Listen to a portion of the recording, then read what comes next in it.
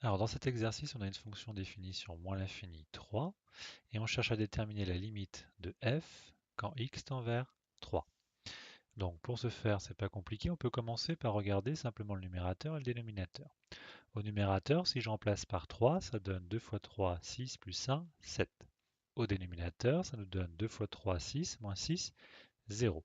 On remarque immédiatement qu'on a une forme indéterminée puisqu'on a 7 divisé par 0. Donc on va décomposer notre fonction f de x avec la partie qui ne pose pas de problème entre guillemets et on va séparer la partie qui nous pose un petit problème du fait de la division par 0.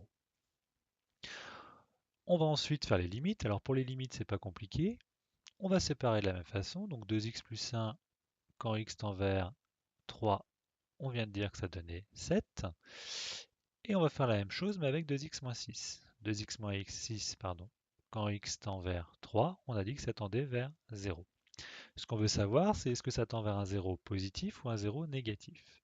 Alors on sait que x appartient à l'intervalle moins l'infini 3. Ça veut donc dire que x est plus petit que 3.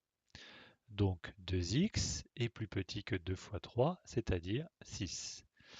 Et 2x moins 6 est plus petit que 6 moins 6, c'est-à-dire 0.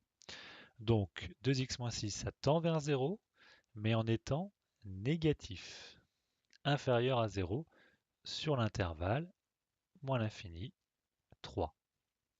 Ça veut donc dire que quand on passe à l'inverse,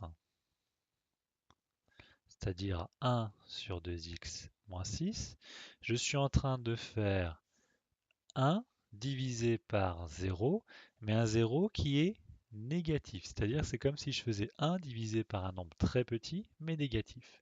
Ça va tendre vers moins l'infini.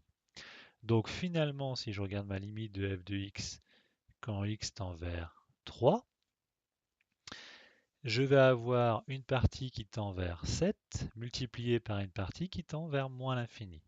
Ça va donc nous donner moins l'infini. Il faudra faire très attention, ça va dépendre à chaque fois de l'intervalle de définition de la fonction.